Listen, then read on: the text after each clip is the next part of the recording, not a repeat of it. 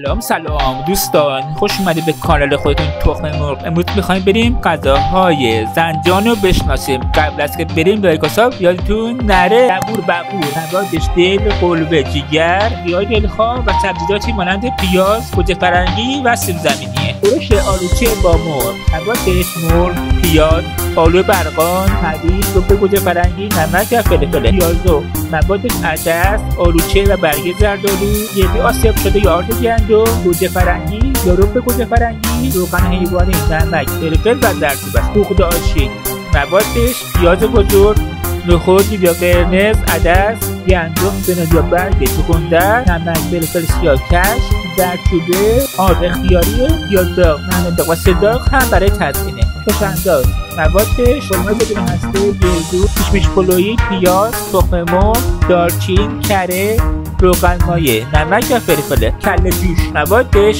پیاز، لپه، برنج، گردو، نعنا خشک، نمک، فلفل سیاه، زردچوبه، ماش، کشک و آبه.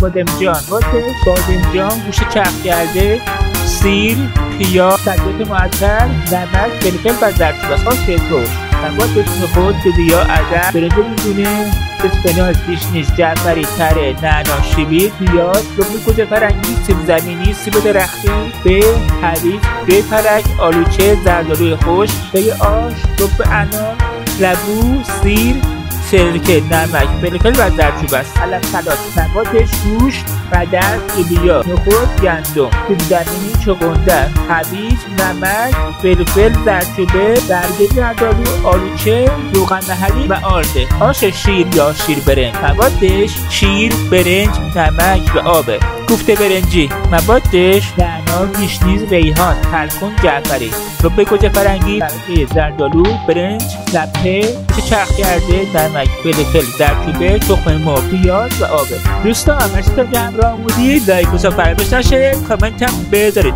چطور دارین؟ تا ویدیو بعد بدرود.